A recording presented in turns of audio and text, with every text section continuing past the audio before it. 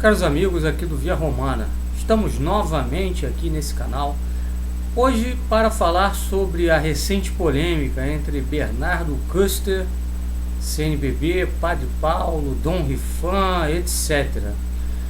Na verdade, eu não estava nem muito disposto a falar sobre esse assunto, mas à medida em que ele tomou uma proporção gigantesca e à medida que ele toca em assuntos que são fulcrais para entender a crise da igreja, eu resolvi me pronunciar, ok? E quero aqui tentar trazer um pouco de luz sobre essa problemática toda. O primeiro ponto que eu gostaria de levantar é o seguinte: vamos aqui primeiro falar sobre a figura do senhor Bernardo Custer, que foi quem levantou algumas denúncias aí sobre a CNBB. Bom, o Bernardo, para quem não sabe, ele é vinculado ao pessoal do Olavo. Eu não sei qual é o nível de segmento que ele tem ao Olavo de Carvalho, mas me parece claro que ele é um aluno do guru. Me parece claro também que ele é alguém bastante ligado, bastante próximo ao pessoal do Terça Livre. De maneira que tudo dá a entender que o senhor Custer, na verdade, agiu capitaneado, guiado, estimulado pelo senhor Olavo de Carvalho e pelo pessoal do Terça Livre, ou seja, agiu com um objetivo mais político do que doutrinário. Por que eu digo isso? Muito simples, porque a CNBB vem anos a fio publicando coisas absurdas.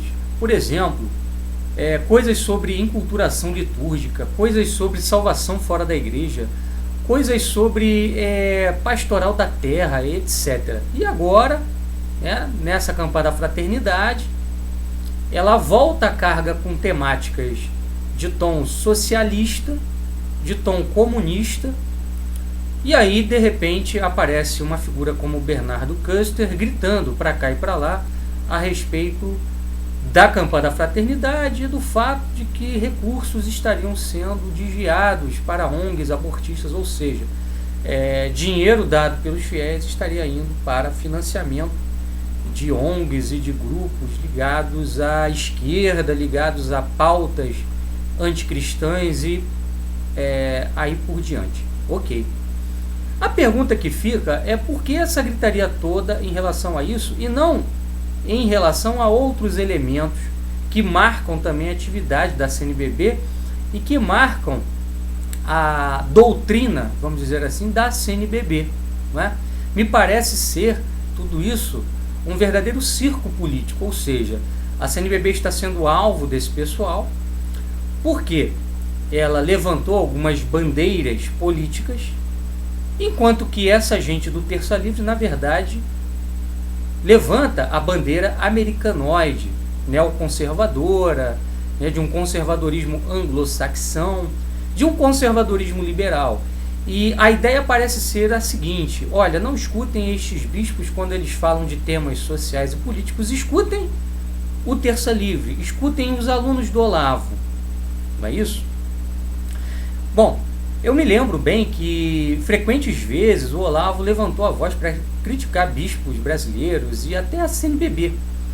Mas, no geral, as críticas do Olavo à CNBB eram voltadas a esse aspecto político, o aspecto doutrinário, que toca em outras questões, como, por exemplo, enculturação litúrgica, salvação fora da igreja, ecumenismo. Isso passava ao largo. E recentemente o próprio Custer, ele falou que ele fez uma crítica a uma paróquia que estava recebendo, parece que um evento budista e tal, tinha lá uma imagem de Buda e não sei mais o que, e aí uma pessoa foi questioná-lo a respeito disso, onde ele teria dito o seguinte: olha, o problema não é o budismo em si, o problema é isso estar acontecendo dentro de uma paróquia católica. Ora, o problema é o budismo em si, desde um ponto de vista católico, sim, senhor Custer, como não? Então parece que tudo é apenas um circo, é apenas um evento, um fenômeno que acontece por causa de questões políticas e não por causa de questões realmente doutrinais. Parece que esse pessoal realmente não está preocupado com doutrina, mas sim com uma questão meramente ideológica, né? Que até tem a sua razão de ser. Eu não tiro aqui a razão das críticas levantadas pelo Custer. Eu tiro a razão seguinte: se o Custer quer realmente o bem da igreja, se ele quer lutar contra a influência negativa deletéria da CNBB, ele tem que se afastar do Olavo de Carvalho, que é um herege. Ou seja, não faz nenhum sentido ele querer combater heresias se ele está do lado de hereges, né?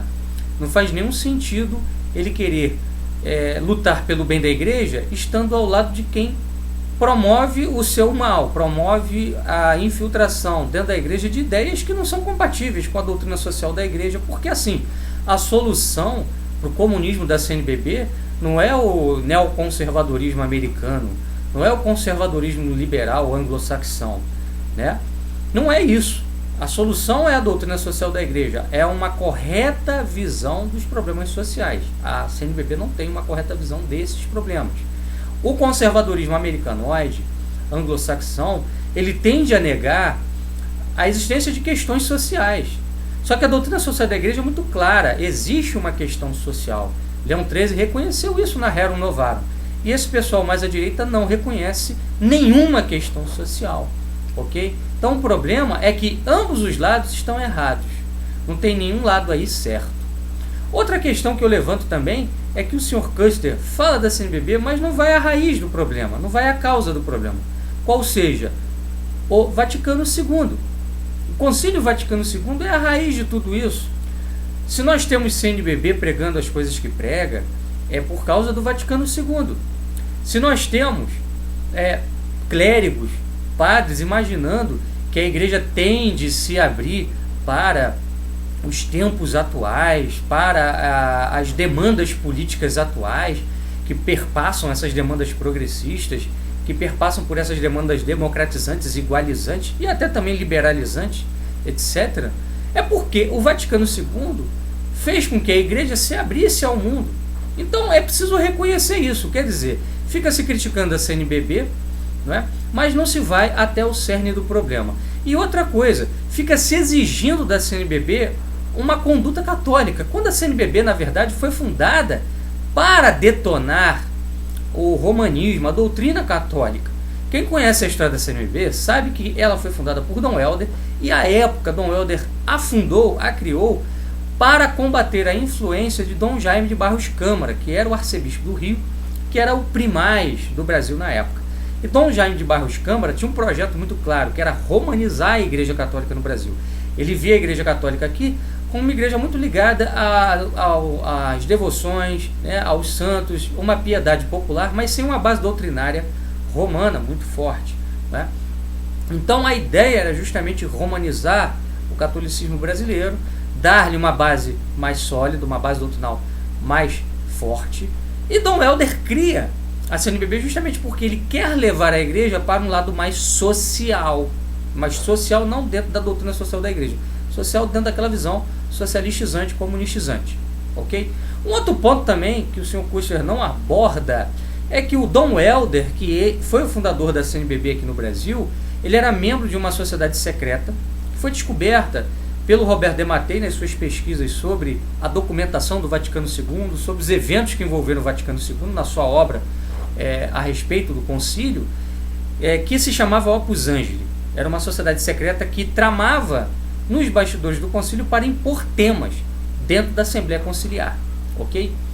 E assim, a visão do Dom Helder a respeito de igreja é uma visão de igreja democrática, ou seja, Jesus teria sido o primeiro grande democrata, o primeiro a pregar a igualdade e a liberdade, né, revolucionárias, e que, no fundo, a igreja teria que caminhar para essa via. Ora, quem começou com esse procedimento de tratar Jesus a partir dessa visão democratizante foi o Adam Weishaupt, líder da seita dos Iluminados da Baviera.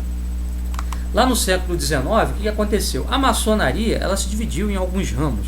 Os Illuminati era um dos ramos mais radicais da maçonaria, de modo que o padre Henri de Lassou, nesta obra aqui que nós vamos mostrar para você, né, a Conjuração Anticristã, ele trata do seguinte: Olha, aqui nesse capítulo, que é o capítulo 27, tá? Capítulo 27 aqui, ó. Tá? Corrupção das ideias, né? Maçonaria, vou mostrar aqui para vocês. Maçonaria e evangelho. Aqui ele explica como a maçonaria buscou fazer o seguinte, uma síntese de duas posições. Que haviam pessoas dentro do movimento iluminista, aquele movimento do século XVIII, movimento de ideias filosóficas. Havia pessoas que eram ateias, né? Portanto rechaçavam qualquer ideia religiosa, e havia pessoas que tinham pendor à religião. Então qual era a ideia do Weishaupt e desse pessoal do ramo Illuminati? Era de fazer uma síntese, ou seja, nem ateísmo, nem catolicismo, mas sim religião da natureza, ou seja, apresentar Jesus, apresentar o Evangelho, né, sob a luz democrática, ou seja, Jesus é o líder de uma visão igualitária, libertária, que teria se efetivado através das revoluções modernas. Então, basicamente, o que a CNBB é um órgão de difusão desses ideais aí, maçônicos, iluministas, democratistas, igualitaristas e liberalistas. Só que nada disso é falado. A CNBB é tratada por essa gente como se fosse um órgão legítimo da igreja, porque você fica a pedir satisfação, fica a pedir doutrina católica, zelo apostólico, por parte de uma organização que foi fundada dentro dessa visão, né, para dar à Igreja do Brasil um tom socialistizante, é a mesma coisa que pedir a prostitutas a virtude da castidade. Não faz sentido nenhum isso aí. Aí a gente pega agora, né, o texto de Dom Rifan e a fala do Padre Paulo, e a gente percebe que é uma confusão tremenda a respeito de tudo que diz respeito à CNBB, né? Primeiro aqui, sobre o texto do Dom Rifan, é o seguinte: é um documento diplomático, é isso? É um documento que quer agradar gregos e troianos. Primeiro, pede para que os fiéis obedeçam à CNBB, mas depois reconhece a liceidade, a legitimidade das críticas feitas pelo Custer. E de fato, são críticas até legítimas. O problema todo, como eu falei, é que o Custer está atrelado a gente que não é nem um pouco católica também, né? Então a crítica dele acaba caindo no vazio, porque se ele quer criticar a CNBB por erros de doutrina, ele tem que se afastar de quem erra em doutrina. E ele está próximo de gente que erra gravemente em matéria de doutrina também, tá? O documento do Dom Rifan não tem o sim, não do Evangelho. Começa aí. Primeiro que ele fala o seguinte: e as conferências episcopais não têm autoridade doutrinal, mas mesmo assim a CNBB deve ser ouvida. Ora, se ela não tem autoridade doutrinal, por que ela deve ser ouvida?